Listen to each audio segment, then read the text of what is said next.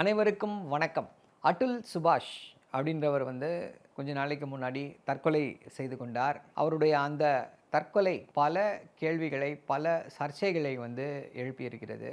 என்ன பிரச்சனையாக இருந்தாலும் சரி, எதுவாக இருந்தாலும் சரி, தற்கொலை என்பது ஒரு தீர்வாகாது. இதை அனைவரும் நன்றாக அறிவோம். ஆனால் அவர் ஊடகங்களில் வெளிவந்திருக்கக்கூடிய செய்திகள், அவருடைய அந்த சூசைட் நோட் இதிலெல்லாம் வந்திருக்கிறத பார்த்தா என்ன அப்படின்னா, என்னுடைய சிஸ்டம் கில்ட் மீ, என்னுடைய அந்த விவாகரத்து தொடர்ந்து விவாகரத்திற்காகவும் மற்ற விஷயங்களுக்காகவும் நான் அலைக்கழிக்கப்பட்டேன். இந்த ஜுடிஷியல் சிஸ்டம், இந்த நீதிபதி, என்னுடைய மனைவி, இவங்க தான் என்னுடைய இறப்பிற்கு காரணம்னு சொல்லி அவர் தற்கொலை செய்து கொண்டிருக்கிறார். இதற்கு பலரும் ஆதரவு தெரிவித்து, அதாவது சிஸ்டம் இவ்வளோ மோசமாக தான் இருக்குது, நம்முடைய system is skewed towards women and நம்முடைய சட்டங்கள் எல்லாமே ஆண்களுக்கு எதிராக இருக்கிறது அப்படின்ற அந்த கருத்தை எல்லோருமே முன்வைத்திருக்கிறார்கள். அதே போல் இன்னொரு முக்கியமான கருத்து என்ன சொல்கிறாங்க அப்படின்னா, ஆண்கள் தான் ரொம்ப பாதிக்கப்படுறாங்க, பெண்கள் யாரும் பாதிக்கப்படவில்லை அப்படின்னு சொல்லி ஒரு கருத்தை இது பண்ணிக்கிட்டு இருக்காங்க. ஒரு சிஸ்டம் இருக்குது, ஒரு சட்டங்கள் இருக்குது அப்படின்னா அந்த சட்டங்கள் சரியான முறையில் பயன்படுத்தவங்களும் இருக்காங்க, அதை மிஸ்யூஸ் செய்கிறவங்களும் இருக்கத்தான் செய்கிறாங்க. ஸோ இவருடைய வழக்கில் அது மிஸ்யூஸ் செய்யப்பட்டிருக்கிறது. அஃப்கோர்ஸ் அது மிஸ்யூஸ் செய்யப்படுகிறதா, இல்லை ரொம்ப ஒரு மிக மன உளைச்சலுக்கும் மற்ற உளைச்சல்களுக்கும் அது ஆளாக்குகிறதா என்பதை நீதிமன்றங்கள் உன்னிப்பாக கவனிக்க வேண்டும். அதை இந்த இதில் அவர் நீதிபதி மேலேயும் ஒரு குற்றச்சாட்டை சுமத்தி இருந்தார். ஸோ இந்த சமயத்தில் இப்படி ஒரு சூழ்நிலையில் நம்முடைய சட்டங்கள் என்ன சொல்கிறது, சரிதானா அப்படின்ற அந்த கேள்வி நம்முடைய எல்லார் மனதிலும் எழுந்து கொண்டிருக்கிறது.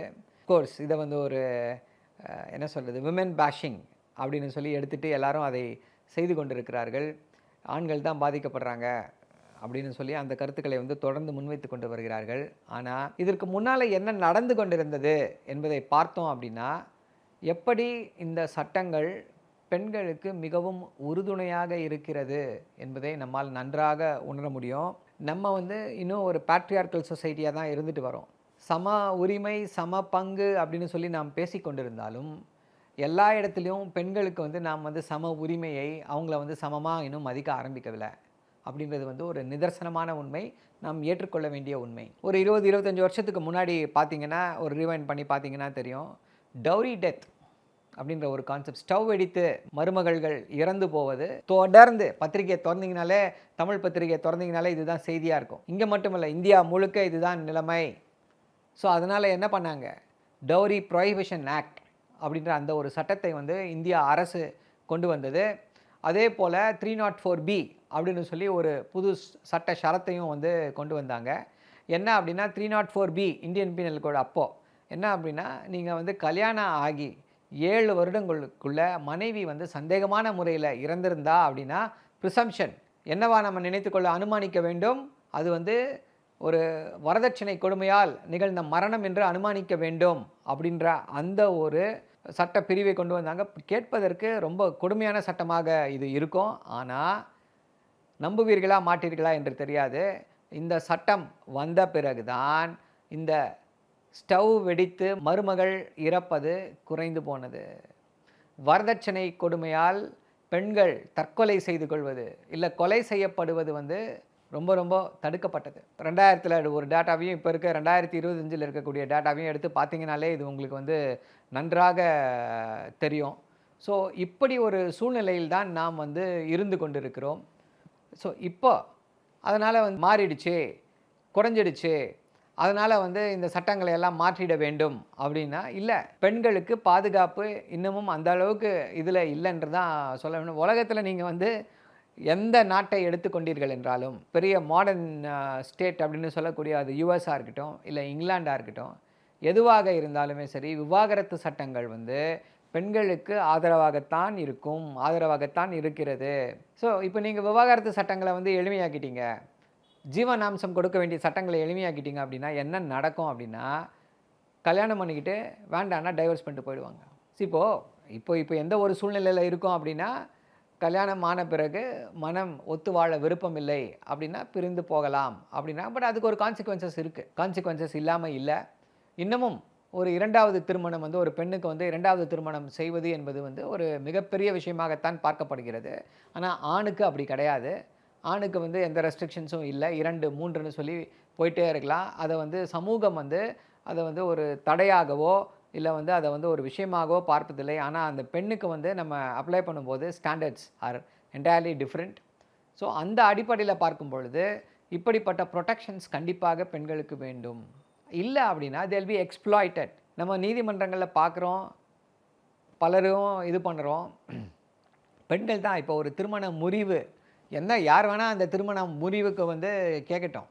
யார் வேணா திருமண முறிவு வேண்டும் என்று பெட்டிஷன் போடலாம். ஆனால் ஒரு திருமண முறிவால், திருமண பந்தம் விலக்கப்படுவதால் மிக மிக பாதிப்புக்கு உள்ளாக்கப்படுவது யார் அப்படின்னா பெண் தான். நம்முடைய சமூக கட்டமைப்பு வந்து இன்னும் மாறவில்லை. ஸோ இந்த சூழ்நிலையில இல்ல இந்த சட்டங்களை மாற்ற வேண்டும், அந்த சட்டங்களை மாற்ற வேண்டும் அப்படின்லாம் சொல்வது வந்து ஏற்றுக்கொள்ள முடியாது. அமெரிக்காலலாம் பார்த்தீங்க அப்படின்னா கம்யூனிட்டி ப்ராப்பர்ட்டி என்று சொல்வார்கள். ஆணும் பெண்ணும் டைவர்ஸ் பண்ணணும்னு முடிவு பண்ணிட்டாங்கன்னா, அது எந்த டைவர்ஸா வேணா இருக்கட்டும். கன்டெஸ்டட், அன்கன்டெஸ்டட், மியூச்சுவல் எதுவா இருந்தாலும் 2 பேரோட ப்ராப்பர்ட்டிய பூல் இன் பண்ணிடுவாங்க. பூல் இன் பண்ணிட்டு ஹாஃப். நம்ம ஊர்ல அந்த சட்டம் இல்ல. அப்போ அமெரிக்கா வந்து ஆண்களுக்கு எதிரான நாடுன்னு சொல்லலாமா? அவங்களுடைய பாலிசிஸ் ப்ராக்ரெசிவ்னு சொல்லி இல்லன்னு சொல்ல முடியுமா? நம்ம இதில யாருக்கு வந்து யார் நிறைய சம்பாதிக்கிறா, யார் நிறைய சொத்துக்களை வைத்துக் இருக்கிறார்கள் என்பது எல்லோருக்கும் தெளிவு. அப்படி ஒரு சட்டம் இந்தியாவுல வந்துச்சு அப்படின்னா, அப்போ என்ன சொல்ல போறீங்க? அந்த சட்டம் எப்படிப்பட்ட பாதிப்புகளை உருவாக்கும்? இப்போ வந்து நீதிமன்றங்களே வந்து மெயின்டெனன்ஸ் கேட்டா மெயின்டெனன்ஸ் குடுக்குறாங்க. பெர்மனன்ட் அலிமனி கேட்டா குடுக்குறாங்க. ஆனா எங்க பெண்கள் கேட்கிறத குடுக்குறாங்களா? கிடையாது. அவங்க ஒரு அளவுகோல் வைத்திருக்கிறார்கள். அந்த அளவுகோலின்படி தான் வந்து அந்த ஜீவனாம்சமோ, இல்ல வந்து பெர்மனன்ட் அலிமனியோ வந்து கொடுத்து கொண்டிருக்கிறார்கள்.